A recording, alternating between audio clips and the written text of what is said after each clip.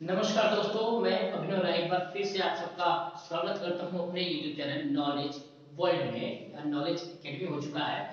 यहाँ पे हम लोग बात कर रहे हैं डोमेन एंड डेवलपमेंट के बारे में, यानी केवीएस स्पेशल को हम लोग क्लास कर रहे हैं। केवल केवीएस स्पेशल के लिए क्लास कर रहे हैं और यहाँ हम लोग अंडरस्टैंडिंग द लर्नर यानी जो साइकोलॉजी का पहला यूनिट है अंडरस्टैंडिंग द लर्नर, उसके अंतर्गत डोमेन पढ़ रहे हैं। इस पे हमने कई वीडियो भी बना दिया है, आप जाके देख सकते हैं। एक एक पार्ट बाय पार्ट जो सिलेबस है वन बाय वन हम लोग चल रहे हैं साथ साथ में। और आज जो हम पढ़ रहे हैं वो है डोमेन एंड डेवलपमेंट का next video. Domain and development के अंतर्गत में भी हम लोग दो वीडियो पढ़ चुके हैं, जहां पे हमने स्टेजेस देख लिया है, स्टेजेस डेवलपमेंट के। दूसरा हमने इन्फेंसी एज देख लिया है और तीसरा अर्ली चाइल्डहुड देख लिया है। ओके, आज मैं जो बनाने जा रहा हूँ वो लेटर चाइल्डहुड है। ओके, यानी उत्तर बाल्यावस्था। याद रहेगा कौन सा? उत्तर बाल्यावस्था यानी लेटर चाइल्डहुड देखने जा रहे हैं, जहां पे 6 से 12 साल की अवस्था को लेटर चाइल्डहुड कहते हैं। डन। चलिए, तो यहाँ पे हम लोग जो जैसा हम लोग देखते हैं, इसके सारे फीचर्स देखेंगे, उसके सोशल और उसके लैंग्वेज, उसके कॉग्निटिव, उसका मेंटल, यानी सब कुछ हम लोग यहाँ पे देख रहे हैं। ओके, तो आपको कैसा लग रहा है, कैसे कंटेंट मिल रहे हैं, जरूर बताइए। पूरा वीडियो देखिए, फिर समझिए, फिर सोचिए कि क्या दिया जा रहा है, क्या आपको आपके पास क्या कंटेंट दिया जा रहा है। और पूरा हम लोग केवीएस पढ़ेंगे इतना ही, बिल्कुल आप जुड़े रहिए हमारे साथ। बस विनती ये है कि आप जुड़ जाइए और जितने लोग आप शेयर कर सकते हैं जो केवीएस से रिलेटेड हैं उनको भी आप दीजिए, पहुंचाइए। ओके, ताकि हमें भी अच्छा लगे, मोटिवेशन का काम हो। और लाइक जरूर करते रहिए साथ साथ में, ताकि हमें भी अच्छा लगे। अगर कमेंट कर सकते हैं तो कमेंट भी कर दीजिए। ओके, तो चलिए हम लोग देखते हैं वन बाय वन। तो लेटर चाइल्डहुड यानी बाल्यावस्था के बारे में हम लोग देख रहे हैं। इसमें उपनाम है, जो उपनाम है और भी है। तो सबसे पहला जो है उत्पाती अवस्था कहते हैं, तरुण समय स्टेज कहते हैं इसे। यानी बच्चा यहाँ पे काफी उत्पाती होता है, काफी परेशान होता है, काफी खेलने में मजबूर होता है। कितना भी पीट लो, कितना भी डांट लो, ठीक है, मार तो सकते ही नहीं भैया, तो डांटने में कोई फर्क नहीं पड़ता, अपना मस्त रहता है अपनी जिंदगी में, मस्त एकदम सबसे बढ़िया एज भी कहा जाता है। ओके, तो क्या होता है? उत्पाती अवस्था होता है। दूसरा, समूह की आयु, क्या कहते हैं इसे? समूह की आयु कहते हैं, ठीक है। टोली की आयु कहते हैं, टोली की आयु कहते हैं, या गैंग एज कहते हैं। कई बार पूछा है ना यूपीएससी में भी, ठीक है। तो किस तरह की आयु कहते हैं? गैंग एज भी कहते हैं, यानी गैंग लेके चलता है, अपना पूरा बटालियन लेके चलता है कि कैसे घूमना है, किस तरीके से घूमना है, क्या घूमना है, ठीक है। मस्त, जहां भी अगर ये जंगल में भी ले जाओ तो वहां पे भी दोस्ती कर लेंगे ये। ओके, ये मस्त होते हैं। अभी नए नए कहीं शहर में शिफ्ट हुए, पता चला दूसरे दिन बच्चे का दोस्त बन गया, ये कहाँ से आ गया भाई? कहे हम तो अभी आए, इसका दोस्त हो गया। तो ये चीज है, ये दोस्त हर जगह बना लेते हैं। तो ये कौन सी है? समूह की आयु है। खेलने की आयु है, काफी ये भी क्वेश्चन पूछा जाता है, खेलने की आयु। यहाँ देखिए, हम लोग पूरा करने के बाद यूनिट ए खत्म होने के बाद यूनिट ए में उत्तर वाले ऑप्शन के बाद एडोलेसेंस है। और एडोलेसेंस के हम लोग पूरा पढ़ेंगे, बढ़िया से विस्तार से भी पढ़ना है उसे, ठीक है। एक नए टॉपिक के साथ एडोलेसेंस है, जैसे डोमेन डोमेन है उसी तरह से एडोलेसेंस का भी एक टॉपिक है। ओके, तो उसको भी हम लोग देखेंगे साथ साथ में। अगर जो उसके एजेंसियां हैं, उसके चीजें हैं, वो भी हम लोग देखेंगे, तो आप जुड़े रहिए बस, ठीक है। तो चलिए, तो खेलने के, या देखिए क्वेश्चन आता है कि खेलने की आयु किसी को कहते हैं? तो उत्तर बाल्यावस्था। क्वेश्चन आता है खिलौने की आयु किसे कहते हैं? तो मैंने बताया इससे पहले, खिलौने की आयु कहते हैं किसे? प्रारंभिक बाल्यावस्था को, अर्ली चाइल्डहुड को। यहाँ पे लेटर चाइल्डहुड। ओके, तो इसको खेलने की आयु कहते हैं। 6 साल के बाद खेलने के लिए, अगर बच्चे को कुछ देने जा रहे हैं, खिलौने देने जा रहे हैं, तो खेलने वाले दीजिएगा, कार मत दीजिएगा वरना फुटबॉल खेलेगा यहाँ। ओके, तो ये क्या है? खेलने की आयु है, ठीक है। गंदी आयु कहते हैं इसे, डर्टी एज। डर्टी एज कहते हैं क्योंकि बच्चा यहाँ पे ना बहुत मस्त रहता है अपने में। ओके, जितना गंदगी कर सकता है। अगर आप मेन रोड पे चलो, रोड अच्छा है लेकिन बगल में पानी लगा तो पानी में चलेगा, ठीक है। बैग आया घर पे ऐसे फेंकेगा, वो खेलना शुरू वापस एकदम मस्त, ठीक है। तो ये वाली एज है, नहाने से दूर दूर का नाता होता है। जितना बच्चा बच सके उतना बचने का प्रयास करता है कि यार बच जाओ, आज नहाना नहीं पड़े, ठीक है। तो ये वाला एक कंडीशन होता है। नेक्स्ट चुस्ती फुर्ती का एज होता है, पता नहीं कहां से इतनी एनर्जी लेके आते हैं, दिन भर खेलते हैं तब भी थकते नहीं। चुस्ती फुर्ती का की आयु होती है, बहुत ही एनर्जेटिक होता है, किसी से डरने वाली बात ही नहीं होती, अपना मस्त रहता है। ओके, तो चुस्ती फुर्ती की आयु होती है ये। डन। नेक्स्ट है मित्र बनाने की भावना प्रबल होती है। ठीक है, मित्र गजब बनाते हैं, कहीं पे भी बना लेंगे ये, जहां मन करेगा वहां बना लेंगे, जंगल में भी जाके दोस्त बना लेंगे अपना। तो मित्र बनाने की भावना जो होती है काफी प्रबल होती है, बहुत ज्यादा सीखते हैं, बहुत ज्यादा बनाते हैं ये। डन। नेक्स्ट विद्यालय आयु होता है, किसकी आयु होती है? विद्यालय जाने की आयु होती है, याद रखिएगा, स्कूलिंग एज कहते हैं इसे। किसकी आयु होती है? विद्यालय आयु होती है, स्कूलिंग एज कहते हैं, स्कूल में जाना पसंद करते हैं, स्कूल में जाके घूम के खेलते हैं, विचारते हैं, तो ये वाला एज है। 6 एज से अगर गवर्नमेंट की बात करें तो 6 साल से 14 साल तक की निःशुल्क शिक्षा, इसी वजह से 6 साल से एंट्री शुरू होता है, तो इसको इसके लिए इसे विद्यालय आयु कहते हैं। डन। मूर्त चिंतन करने की अवस्था, पियाजे ने भी कहा है, पियाजे ने कहा है मूर्त चिंतन करने की अवस्था है ये, यानी जो भी चीजें इसे दिख रही है ना उसके बारे में वो चिंतन करेगा, उसके बारे में वो सोचेगा, उसके बारे में वो थिंकिंग करेगा, क्या हो रहा है यार, ये क्या है, सूरज क्या है, ओके, ये चेयर है, ये चेयर कैसे बना, ये मार्कर है, मार्कर कैसे बना, क्या है, ये पूरा चीज जो भी चीजें दिख रहा है ना उसकी पूरी जानकारी ये क्या करेंगे, मूर्त चिंतन करेंगे। पियाजे कहते हैं 90% मूर्त चिंतन यहाँ पे बच्चा है, यहाँ पे मानसिक विकास 90% पूरा हो जाता है। ओके, तो कौन कह रहा है मूर्त चिंतन? पियाजे कह रहे हैं। प्रतिद्वंदात्मक समाजीकरण का काल कहते हैं इसे, ठीक है, प्रतिद्वंदात्मक समाजीकरण का काल।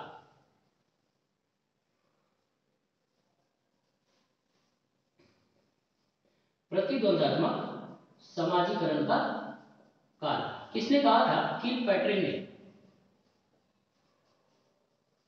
किसने कहा था? किलपैट्रिक ने। प्रतिद्वंदात्मक समाजीकरण का काल ये एक ऐसा समाज है जहां पे द्वंद है, जहां पे तुलना करने से बच्चे, ठीक है, बच्चे तुलना करने से सीखते हैं। जैसे देखो यार वो उनका बेटा देखो, फलाने का बेटी देखो कितना तेज हो गई है, कितना तेज हो गया है, एक तुम हो कुछ नहीं कर रहे हो, तो द्वंद करते हैं, तुलना करते हैं, ठीक है, उस द्वंद में ये अपने आप को उजागर करने का प्रयास करते हैं। लेकिन ये चीज किशोरावस्था में मत बनाइएगा, किशोरावस्था में अगर तुलना करेंगे तो बेचारा ग्रामीण बना ले जाएगा, तो तुम्हारे चक्कर में मैं सुनता हूँ। ओके, तो ये सब चीजें ध्यान रखने वाली चीजें हैं। यहाँ पे प्रतिद्वंदात्मक है, द्वंद होता है, उसके दिमाग में भी द्वंद होता है, सीखने का भी प्रयास करता है, बहुत सारी चीज जानने का प्रयास करता है, और साथ ही साथ तुलना से भी बच्चा सीखता है, दूसरों को देख के भी बच्चा सीखता है। तो प्रतिद्वंदात्मक समाजीकरण का काल होता है, किसने कहा था? किलपैट्रिक ने कहा था। ठीक, नेक्स्ट है, देखो काफी बार पूछा गया है, मिथ्य परिपक्वता का काल। मिथ्य परिपक्वता यानी झूठी मेच्योरिटी होती है का काल होता है ये, और ये किसने कहा था? रॉस ने कहा था। मिथ्य परिपक्वता का काल किसने कहा था? रॉस ने कहा था। ओके, तो ये चीजें यानी इनको लगता है कि मैं बड़ा हो गया, मैं नौजवान हूँ, जवान एकदम जोश में आ गया थे, लेकिन होता नहीं है, ये जवानी है नहीं। 6 से 12 साल में इनको लगता है कि मैं जवान हूँ, जवान नहीं है, तो इसको कहते हैं मिथ्य परिपक्वता का काल। किसने कहा था? रॉस ने। तो ये क्या है? ये था कुछ उपनाम, जैसे उत्पाती अवस्था, समूह की आयु, खेलने की आयु, गंदी आयु, चुस्ती फुर्ती की आयु, मित्र बनाने की कैपेसिटी, विद्यालय आयु, मूर्त चिंतन, प्रतिद्वंदता, समाजीकरण का काल और मित्र परिपक्वता का काल। ये उपनाम से जाना जाता है उत्तर बाल्यावस्था को। ये मदद करता है एटलीस्ट हमें जानने में कि ये ऐसी अवस्थाएं क्या क्या है, क्या क्या कर सकता है। आई थिंक आपको समझ में आ रहा होगा, बहुत ही आराम से हम लोग पढ़ रहे हैं, जल्दीबाजी नहीं है, आपको पूरा समय रहते घर में पूरा कोर्स करवाया जाएगा, पूरी चीज पढ़ाई जाएगी। ओके, तो सबसे ज्यादा जरूरी है समझना केवीएस के लिए, क्योंकि केवीएस सीटेट के पैटर्न पे ही आता है। अगर आप पहले से क्वेश्चन लगाए हो तो आप देख सकते हो इसमें समझ के ही आदमी पास हो सकता है, आदमी अच्छे क्वेश्चन लगा सकते हैं आप लोग, ठीक है, तो समझना बहुत जरूरी है। ठीक, तो समझने के लिए उसके पहलुओं को भी समझना चाहिए। चलिए अब हम बात करते हैं विशेषताओं कि क्या क्या विशेषताएं होती हैं इनकी, उत्तर बाल्यावस्था की क्या क्या विशेषताएं। ठीक है, पहली विशेषता ये है कि शिक्षा में रुचि होने लगती है, यानी बालक पढ़ने लगता है, याद रहेगा, इंटरेस्ट ऑफ एजुकेशन यानी शिक्षा में रुचि जागृत हो जाती है, बच्चा स्कूल जाने लगता है, स्कूल में मजा आने लगता है, दोस्त बनने लगते हैं, सखी बनने लगता है, ठीक है, सहानुभूति, समाजीकरण, ये सारी चीज होने लगती है, जिसकी वजह से यहाँ पे बालक सीखना शुरू होता है। तो शिक्षा में इंटरेस्ट भी जग जाता है, एजुकेशन में इंटरेस्ट भी जग जाता है, स्कूल जाना पसंद होने लगता है, ठीक है। दूसरा, तर्क और चिंतन करने की अवस्था होती है, तर्क व चिंतन करने की अवस्था होती है, यहाँ पे बच्चा चिंतन करने लगता है, रीजनिंग करने लगता है, सोचने लगता है, लेकिन यहाँ देखिए मूर्त चिंतन करता है। कैसा चिंतन करता है? मूर्त चिंतन करता है, हर चीज जो दिखा होता है उसी के बारे में सोचता है, इसको कहते हैं मूर्त चिंतन करना, ठीक है। तो तर्क करता है, क्वेश्चन भी आता है सबसे पहले प्रारंभिक शुरुआत जो होता है चिंतन का वो कब होता है? तो होता है उत्तर बाल्यावस्था में, उत्तर बाल्यावस्था नहीं होगा तो बाल्यावस्था में, ओके। मूर्त चिंतन में से ही चिंतन प्रारंभ होता है वास्तविक रूप से, ठीक है। नेक्स्ट, सामूहिक खेल की भावना आती है, सामूहिक खेल की भावना जागृत होती है, यानी यहाँ पे बच्चा एक साथ खेलने में मशगूल होता है, साथ साथ खेलने में मशगूल होता है, और साथ ही समलिंगीय व्यवहार होता है। याद रखिएगा कैसा होता है? समलिंगीय, समलिंगीय व्यवहार होता है, यानी अपने ही लिंग में रहना पसंद करते हैं, सेम जेंडर में रहना पसंद करते हैं। अगर लड़का है तो लड़के के साथ रहना पसंद करेगा, लड़की है तो लड़की के साथ ही रहना पसंद करेगा, ये समलिंगीय व्यवहार कहलाता है। ये इसी में आता है समलिंगीय व्यवहार, एक जैसे व्यवहार के करने वाले व्यवहार में। इस पे सीटेट ने भी कई बार क्वेश्चन पूछा है कि एक बालक है जो अपने बगल में बैठ रही बालिका को कहता है कि तुम यहाँ नहीं बैठ सकते क्योंकि ये लड़कों का सीट है, लड़कियों का सीट उधर है, ठीक है। तो वो किस अवस्था में है? वह उत्तर बाल्यावस्था में, ओके। यहाँ पे विपरीत लिंग के प्रति कोई आकर्षण नहीं होता, बल्कि प्रतिकर्षण होता है, अपने लिंग के प्रति आकर्षण होता है, समलिंगीय व्यवहार होता है, यहाँ पे समूह के साथ खेलना पसंद करते हैं, ठीक।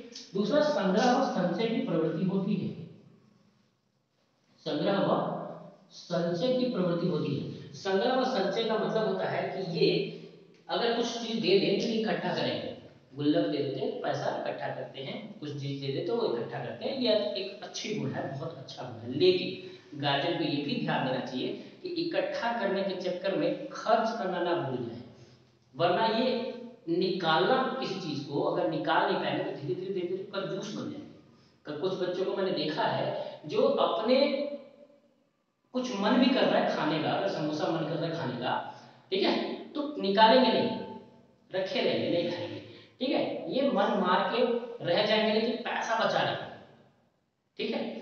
ये गुण अच्छी बात है, लेकिन बहुत ज्यादा बचाना ये खतरनाक हो जाता है, बड़ा होके ये धीरे धीरे धीरे धीरे कंजूस हो जाएंगे, अपनी मन मार के जिएंगे।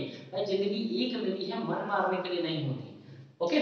तो खर्च करना भी जरूरी है। अगर अचानक से इनको कुछ खर्च करना पड़ जाए, अचानक से ज्यादा खर्च करना पड़ जाए तो शायद हार्ट फेल हो जाए या कमजोर हो जाए या गुस्सैल हो जाए। तो इस प्रवृत्ति को तो खर्च करना भी सिखाना चाहिए बच्चों को, साथ ही साथ बचाना तो सीखना ही चाहिए। तो संग्रह करना तो सीख ही जाते हैं बच्चे, तो संग्रह और संचय करने की प्रवृत्ति होती है, सिखाना भी जरूरी होता है, ओके।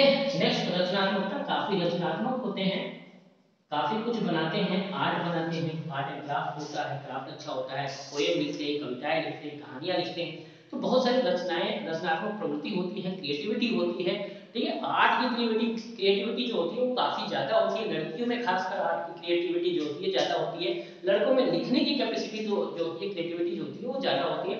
जेंडर वाइज नहीं, अपना अपना सोचने का नजरिया, कुछ लड़के भी बहुत अच्छा आर्ट बनाते हैं, कुछ लड़कियां बहुत अच्छा लिखती है, ओके। तो रचनात्मक गुण आ जाते हैं, कुछ बहुत अच्छा खाना बनाने लग जाते हैं यहाँ से, ठीक। तो कुछ ना कुछ क्रिएटिविटी करने में इनको बड़ा मजा आता है, ओके, घूमने का मजा आने लगता है, हो गया। नेक्स्ट, बहिर्मुखी होते हैं, बहिर्मुखी होते हैं यानी इंट्रोवर्ट एक्सट्रोवर्ट होते हैं, हर चीज को बोलने बतियाने और इस तरह के रखने का भावना होती है इनकी। नैतिक भावना जन्म लेती है, नैतिक भावना यानी मोरल एथिक्स आना शुरू होता है। अगर घर की बातें घर वाले अगर सिखाते हैं तो मोरल एथिक्स भी आने लगती है धीरे धीरे धीरे धीरे धीरे धीरे बच्चों में, और ये बहुत अच्छी चीज है, बहुत अच्छा डेवलपमेंट होता है बच्चों का इससे, ओके, कोहलबर्ग के अनुसार बहुत सारी नैतिकता यहाँ पे सिखाई जाती है। जो विद्यालय की एज होती है, परंपरागत स्तर के जरिए जो सिखाया जाता है वो इसी एज में सिखाया जाता है कोहलबर्ग के अनुसार। तो काफी अच्छी नैतिक भावनाएं जो होती हैं वो जागृत हो जाती हैं इस वक्त। Okay, done. मित्र बनाने की भावना ही होती है, संघर्ष करने की प्रवृत्ति होती है, दोस्त बनाने की होती है, संगीतीय व्यवहार होता है।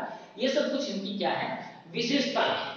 ओके, तो आई थिंक इतना समझ में आया उपनाम और विशेषताएं क्या क्या होती हैं, कैसे कैसे होती हैं।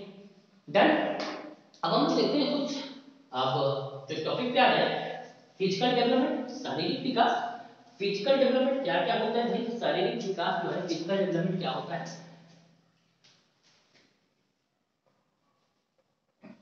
शारीरिक विकास, शारीरिक विकास में देखें तो पर ईयर 2 से 3 इंच है ना, क्या होता है, 2 से 3 इंच ये बढ़ जाते हैं।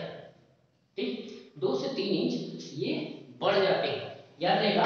यानी 11 साल के लड़के का जो लड़कियां हैं, 11 साल की जो लड़कियां हैं, गर्ल्स है, उनका वजन 58 इंच, और जो लड़के हैं वो 57.5 इंच की हो जाती है।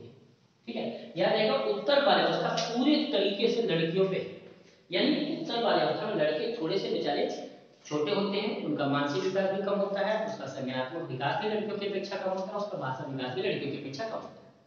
रीजन क्या है इसके, इसके पीछे रीजन ये है कि यहाँ पे उनकी बूंस में सेलुलोज भरा होता है, इसलिए उनकी हाइट भी नहीं बढ़ती। ठीक, मम्मियां परेशान होती है कि हमारे बच्चे को कॉम्प्लेन पे कॉम्प्लेन खिलाया जा रहा है, लंबाई नहीं हो रहा, बेटी है बड़ी हो गई। तो ये इसके पीछे रीजन ये है कि लड़कियां इस वक्त काफी तेजी से बढ़ रही होती हैं और लड़के रुक जाते हैं क्योंकि उनकी हड्डियां जो बोन्स है वो मजबूत हो रहा होता है इसी एज में। ओके, तो गर्ल्स जो है 58 इंच और बॉयज है 57.5 इंच, और पर ईयर 2 से 3 इंच वृद्धि हो जाती है और बढ़ जाती है। ओके, 3 से 5 पाउंड वजन बढ़ जाता है पर, 3 से 5 पाउंड जो वजन है पर ईयर वो भी बढ़ जाता है। याद रहेगा 3.5 जो पाउंड है वजन वो भी बढ़ जाता है, यानी 11 साल की लड़की का वजन जो होगा 37 है ना, 37 पाउंड होगा।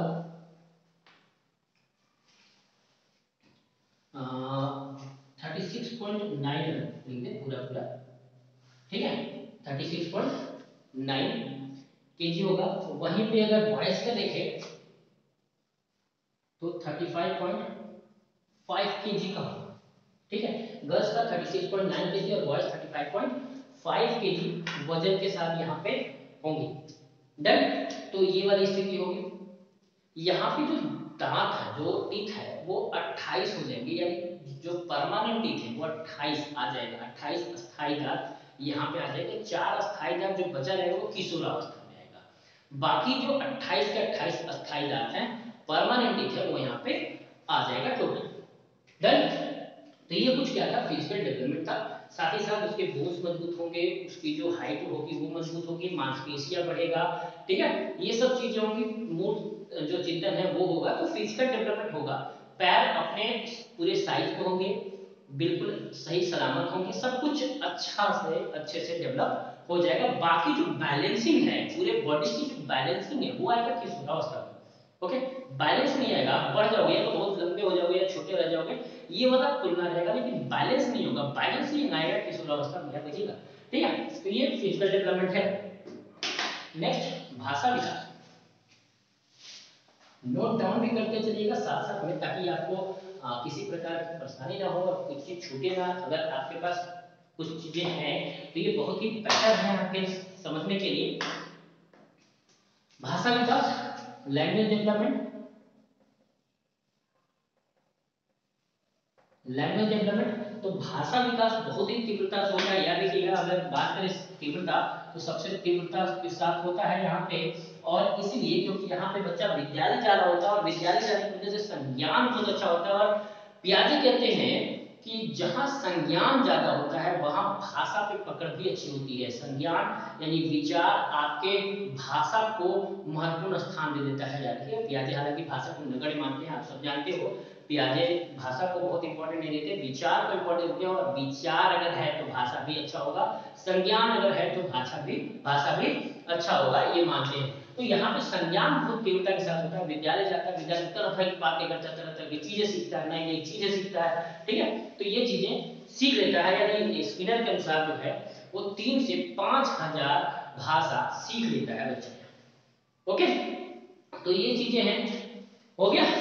बाकी शब्दावली निर्माण, और क्या सीखता है? शब्दावली निर्माण, ठीक, शब्दावली निर्माण करने लगता है, वाक्यों का प्रयोग करने लगता है, जटिल वाक्य बनाने लगता है। याद रहेगा, जटिल वाक्य बनाने लगता है। जितनी मजबूत चीजें होंगी वो बालक यहाँ पे सीख जाएगा। यानी शब्दावली निर्माण, वाक्य बनाना, जटिल वाक्यों का प्रयोग करना, संधि, समास, ये सब चीजें जो है वो धीरे धीरे सीख लेता है। बच्चों की भाषा आत्मकेंद्रित से सामाजिक हो जाती है। जैसे प्रारंभिक बाल्यावस्था में देखा था आत्मकेंद्रित होती है, यहाँ पे बच्चा आत्मकेंद्रित से सामाजिक होता है, सोशल हो जाता है। डन। तो याद रहेगा, जटिल वाक्य बनाना शुरू करता है, वाक्य होता है, शब्दावली निर्माण होता है, उसको ग्रामर पता होने लगता है कि ग्रामर कैसे बोलते हैं, कैसे सेंटेंसों को फॉर्म करते हैं, किस तरीके से शब्दों को बोलते हैं, किस तरीके उसका यूज करते हैं। ओके, तो ये सब चीजें जो है यहाँ पे पकड़ आने लगती है बच्चे को कि कैसे हम व्याकरण का प्रयोग करें, कहाँ संज्ञा करना है, कहाँ सर्वनाम करना है, कहाँ क्रिया करना है। ये सब बातें धीरे धीरे इनको जानकारी होने लगती है। तो भाषा पे पकड़ जो है वो बहुत ही बेहतर होता है। ठीक, लड़कियां यहाँ पे भाषा पे जल्दी सीखती हैं। ओके, क्यों सीखती हैं? ज्यादा बोलती हैं इस वजह से। भाई जाहिर सी बात है, उनका संज्ञान और मानसिक विकास भी तीव्र हो रहा है लड़कों की अपेक्षा। तो ये लड़कियां भाषा पे भी पकड़ अच्छा करती हैं, बहुत ज्यादा संज्ञान भी होता है। अगर आप देखो 6, 7, 8 में तो लड़कियां हावी होती हैं हर जगह, चाहे लंबाई में हो, वजन में हो, और वजन के साथ हो या संज्ञान और मानसिक विकास, तो सब में थोड़ा सा ये आगे की तरफ रहती हैं अमूमन। ओके, और एक्सेप्शनल केस हर जगह होता है। सामाजिक विकास, संवेगिक सामयिक विकास, इमोशनल डेवलपमेंट, ये कैसा होता है? ये भी अच्छा होता है, ये भी तीव्रता के साथ होता है, संवेग बहुत तीव्र होता है। या देखिए, जो संवेग प्रारंभिक बाल्यावस्था में पाया जाता है वही संवेग यहाँ भी पाया जाता है, बस अभिव्यक्ति का ढंग अलग हो जाता है। यानी वहां पे वो हर चीज को लेके खुश हो जाते हैं, अरे ये मार कर वाह वाह कितना बढ़िया मार गया। लेकिन उत्तर बाल्यावस्था में हर चीज को लेके खुश नहीं होते, ये सिर्फ नई चीजों को लेके खुश होते हैं, अपनी चीजों को लेके खुश होते हैं। डन, सारे चीजों पे खुश नहीं होंगे, किस पे होंगे? नई चीजों पे और अपनी चीजों पे ये खुश होंगे। प्रारंभिक बाल्यावस्था में बोलेंगे बेटा किसी को बताना नहीं, पूरे जब जाहिर कर देगा। यहाँ अगर बोलेंगे बेटा किसी को बताना तो चुप हो जाएगा, ये चीजों को रख लेगा, कैप्चर कर लेगा, संजो लेगा अपने पास। ठीक है, अगर उसको एक चीज बता दिया बेटा इससे खतरा हो सकता है तो वो चीजें दबा लेगा। तो ये चीजें है ना, वो कहीं ना कहीं आपको बोलने के लिए रोक देता है, और धीरे धीरे बच्चा इंट्रोवर्ट हो जाता है। ये करना नहीं चाहिए एक्चुअली गार्जियन को, लेकिन कभी कभी कर देते हैं। तो ये क्या करेगा? स्टोर कर लेगा, ये रोक भी लेगा अपनी चीजों को, नहीं बोलेगा। ठीक है, तो ये सामूहिक विकास, क्रोध, प्रेम, अनुराग, ये सारे संवेग यहाँ पे भी पाए जाते हैं। बस अभिव्यक्ति का ढंग अलग हो जाता है। प्रारंभिक बाल्यावस्था में किंडर जॉय नहीं मिलेगा तो रोना शुरू करेगा। यहाँ पे अगर नहीं मिलेगा, समझा के बेटा पैसा नहीं, खत्म हो गया, कुछ नहीं बोलेगा, रुक जाएगा।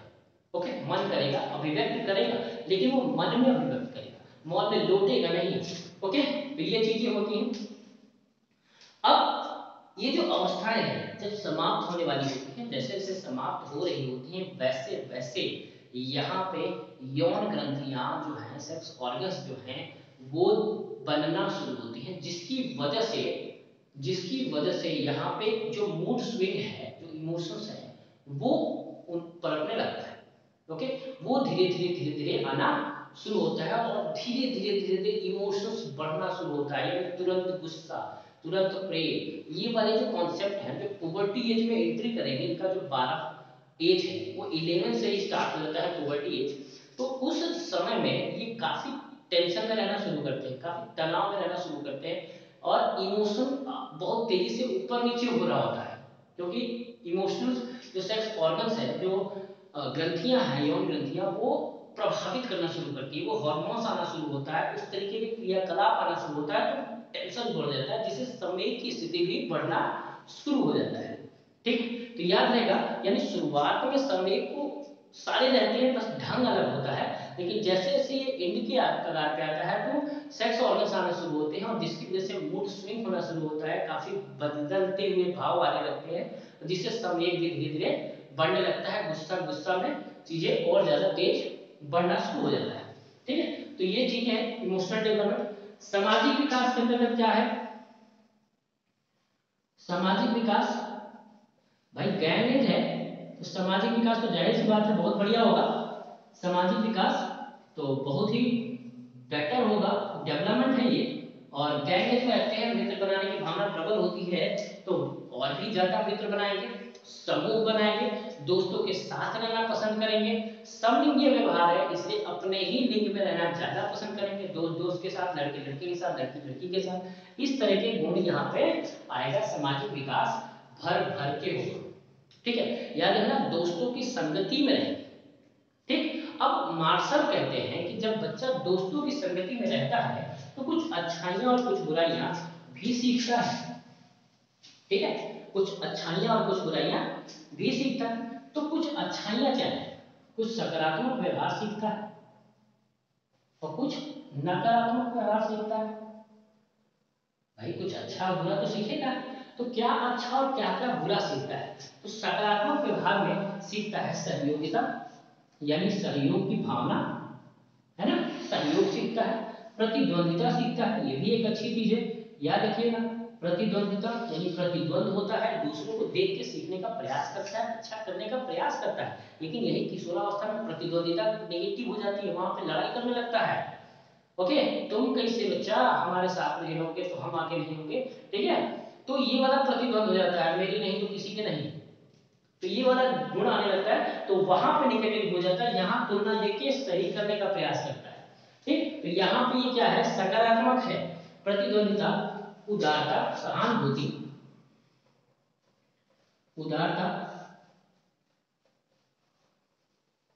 सहानुभूति, ठीक है, मित्रता, ये सब क्या है? यहाँ ये सब कुछ अच्छे गुण हैं, यानी सहयोग करता है, प्रतिद्वंदात्मक करता है, ठीक है, सहानुभूति होती है, दूसरों पे दया दिखाता है, निर्भरता होती है, ये सब क्या है? ये सब अच्छी चीज है। मित्रता होती है, ये दोस्ती करता है, दोस्त मदद करता है, उदार होता है, किसी गरीब को देखता है तो मदद करता है, ये सब चीजें। और ये गार्जियन को डेवलप करना चाहिए, शिक्षक को डेवलप करना चाहिए बच्चों के में उदारता की भावना। ओके, दोस्त के साथ वो सीखता ही है, दोस्त अच्छे तो वो भी अच्छा, तो वो सीखता है, तो ये भी आपको भी क्या करना है? इससे बढ़ाना है। कुछ नकारात्मक चीजें भी सीखता है, जैसे लड़ाई झगड़ा करना, ठीक है, लड़ाई झगड़ा, यानी अगर दोस्त उसके लड़ाई झगड़ा वाले हैं, मारपीट करने वाले हैं, तो ये भी मारपीट करना सीख जाएगा। ठीक है, गाली गलौज देना शुरू हो जाएगा, यानी अगर दोस्त कर रहे हैं तो ये भी करेगा। भाई गैर नेचर उसका प्रभाव तो पड़ेगा ही पड़ेगा, जाहिर सी बात है। दूसरा आक्रामकता,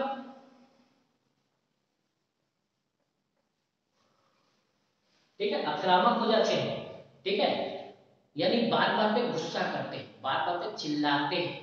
ओके, तो ये आक्रामक हो जाते हैं यहाँ पे बच्चा। बच्चे दोस्त के साथ रहते हैं, अगर हो सकता है कोई दोस्त ऐसा हो जो लड़ाई झगड़ा कर रहा हो, मारपीट कर रहा हो, गुस्सा के बात कर रहा हो, वो बच्चा धीरे धीरे कॉपी कर लेता है और वो भी करना शुरू करता है। अगर गार्जियन के साथ अगर स्कूल में या किसी पे ऐसा दिख रहा है, तो आप बच्चे को समझाओ कि बेटा ये जो चीज है ना वो गलत है, ऐसा नहीं करना चाहिए। ओके, तो ये बालक कहाँ सीखता है? ये बालक सीखता है दोस्तों के साथ, मित्रों के साथ। तो यही कहते हैं मार्शल कि जब साथ में रहते हैं तो बच्चे कुछ सकारात्मक चीज सीखते हैं, तो कुछ नकारात्मक चीज भी सीखते हैं। इनको समझाना, इनको सही रास्ते पे ले जाना किसका काम है? टीचर का काम है और इसके पेरेंट्स का काम है, तो सब मिलकर हम लोग काम करते हैं।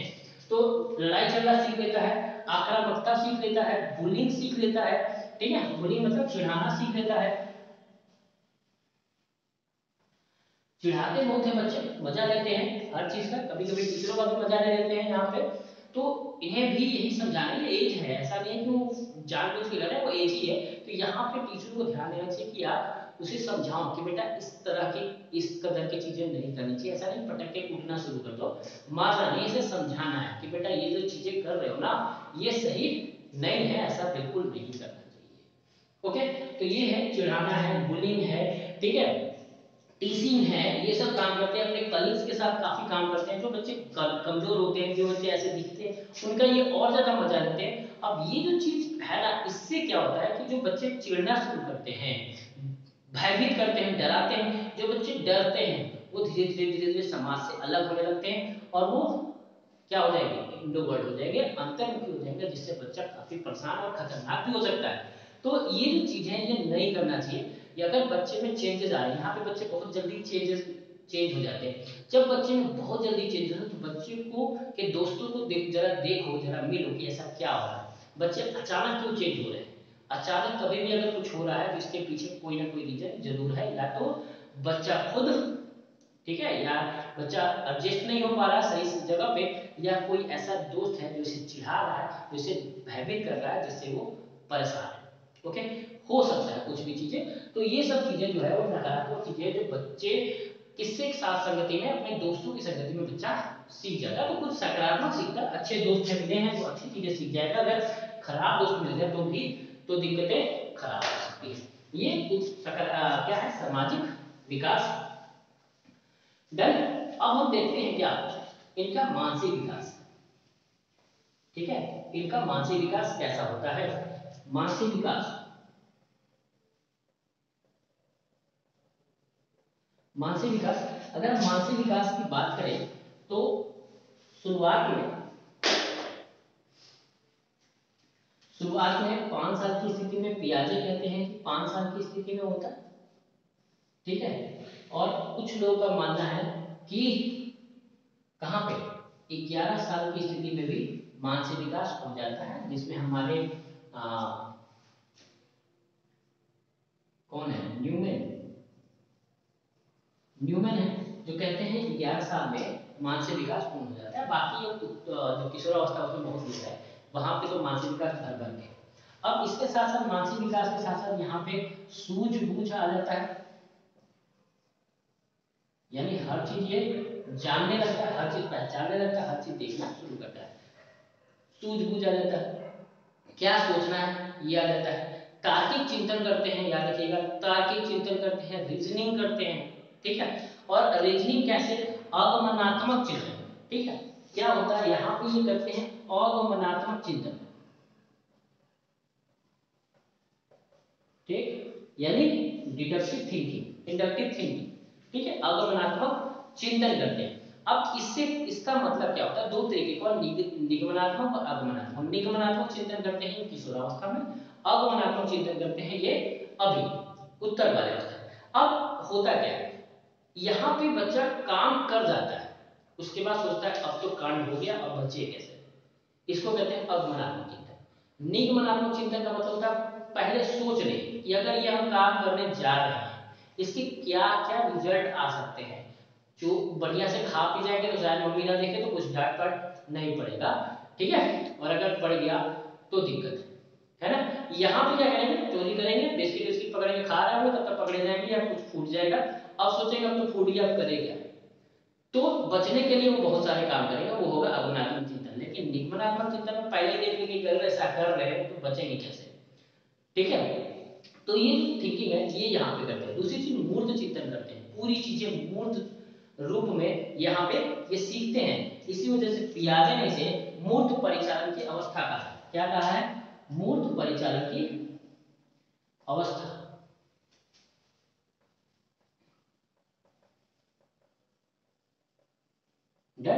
मूर्त परिचालन की अवस्था, ठीक है, कॉन्क्रीट ऑपरेशनल, ठीक है, कॉन्क्रीट ऑपरेशनल थ्योरी या स्टेजेस कहा है इसे। डन। मूर्त परिचालन, जितने भी मूर्त चीजें हैं उसके बारे में बच्चा पूरी जानकारी रखता है, याद रखिएगा। और याद खुद कहते हैं कि 90% मानसिक विकास यहाँ पे बच्चे का पूर्ण हो जाता है, 90% संज्ञानात्मक विकास यहाँ पे बच्चे का पूर्ण हो जाता है। यानी कुछ अमूर्त कुछ एब्सोल्यूट चीजों को छोड़ दिया जाए तो बाकी सारे चीज बच्चा यहाँ पे जान जाता है कि क्या करना है, कैसे होता है, कैसे क्या होता है, ये सब चीजें यहाँ पे फुलफिल तरीके से जान जाता है। Okay, done. तो हम लोग आज देखें किसके बारे में, उत्तर बाल्यावस्था के बारे में। उनका उपनाम देखा, उनकी विशेषताएं देखी कैसे होती है, उनका भाषा विकास, उनका संज्ञात्मक विकास, उनका सामाजिक विकास, ओके, और उनका फिजिकल डेवलपमेंट, शारीरिक विकास। ठीक, आई थिंक आपको पूरी बात समझ में आई होगी। डन।